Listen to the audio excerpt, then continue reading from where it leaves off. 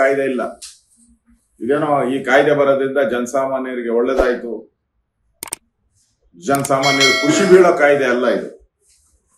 ಕಾಂಗ್ರೆಸ್ ಪಾರ್ಟಿಗೆ ತೆಗಳ್ತಾ ಇದಾರಲ್ಲ, ನಿಮ್ ರಸ್ತೆ ಸರಿ ಇಲ್ಲ, ಹಳ್ಳ ಬಿದ್ದ ರಸ್ತೆಗಳು, ರಾಜ್ಯದಲ್ಲಿ ಕ್ರೈಮ್ ಆಗ್ತಾ ಇದೆ, ಕಾಂಗ್ರೆಸ್ಸಿನ ಭ್ರಷ್ಟಾಚಾರ, ಇವೆಲ್ಲನೂ ಕೂಡ ಸೋಷಿಯಲ್ ಮೀಡಿಯಾದಲ್ಲಿ ಜನ ತಮ್ಮ ಭಾವನೆಗಳನ್ನ ವ್ಯಕ್ತ ಮಾಡ್ತಾ ಇದೆ. ಇನ್ಮೇಲೆ ಅದಕ್ಕೆಲ್ಲ ಕಟ್ಟು, ಯಾರು ವ್ಯಕ್ತ ಮಾಡಂಗೇ ಇಲ್ಲ ಇನ್ಮೇಲೆ. ಅಂದ್ರೆ ಕಾಂಗ್ರೆಸ್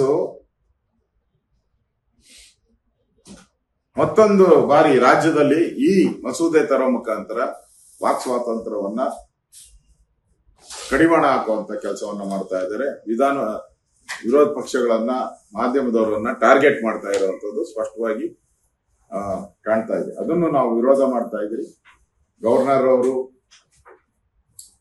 ಊರಲ್ಲಿಲ್ಲ, ಅದು 25ನೇ ತಾರೀಕಿಂದ 29ನೇ ತಾರೀಕುವರೆಗೂ ಊರಲ್ಲಿ ಇರಲ್ಲ. ಗವರ್ನರ್ ಊರಿಂದ ಬಂದ ತಕ್ಷಣನೇ ಮಧ್ಯಪ್ರದೇಶಕ್ಕೆ ಹೋಗಿದ್ದಾರೆ. ಅವ್ರು ಬಂದ ತಕ್ಷಣ ನಾವು ಈ ಮಸೂದೆ ಎಷ್ಟು ಮನೆಯಾಳ ಕೆಲಸ ಮಾಡುತ್ತೆ, ಈ ಮಸೂದೆಯಿಂದ ವಾಕ್ ಸ್ವಾತಂತ್ರ್ಯಕ್ಕೆ ಎಷ್ಟು ಸಮಸ್ಯೆಗಳಾಗ್ತಾ ಇದೆ ಆಗುತ್ತೆ, ಇವೆಲ್ಲವನ್ನ ವಿವರಿಸಿ ಅವರಿಗೆ ಮನವರಿಕೆ ಮಾಡಿಕೊಡೋದಿದ್ರೆ ದಯವಿಟ್ಟು ಈ ಬಿಲ್ಗೆ ಸಹಿ ಹಾಕಬೇಡಿ.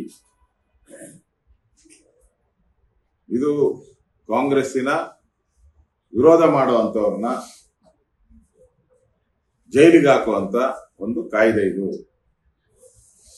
ವಿರೋಧ ಪಕ್ಷಗಳನ್ನ ಜೈಲಿಗಟ್ಟುವಂತ ಕಾಯ್ದೆ ಅಷ್ಟೇ ಇದು. ಇದರಲ್ಲಿ ಏನು ಸಮಾಜಕ್ಕೆ ಒಳ್ಳೇದಾಗುವ ಕೆಲಸ ಇಲ್ಲ ಅಂತೇಳಿ ನಾವು ಗವರ್ನರ್ ಅವರನ್ನ ಭೇಟಿ ಮಾಡಿ ನಾವು ಈ ಮನವಿಯನ್ನ ನಾವು ಕೊಡೋರಿದ್ದೀರಿ. ಲೇಟೆಸ್ಟ್ ಹಾಗೂ ಇಂಟ್ರೆಸ್ಟಿಂಗ್ ಸುದ್ದಿಗಳಿಗಾಗಿ ಬಾಸ್ ಟಿವಿ ಕನ್ನಡ ಚಾನೆಲ್ನ ಸಬ್ಸ್ಕ್ರೈಬ್ ಮಾಡಿ. ಹಾಗೆಯೇ ಬೆಲ್ ಐಕಾನ್ ಪ್ರೆಸ್ ಮಾಡಿ. ಇದರ ಜೊತೆಗೆ ಫೇಸ್ಬುಕ್, ಇನ್ಸ್ಟಾಗ್ರಾಮ್, ಎಕ್ಸ್ ನಲ್ಲೂ ಮಿಸ್ ಮಾಡದೆ ಫಾಲೋ ಮಾಡಿ.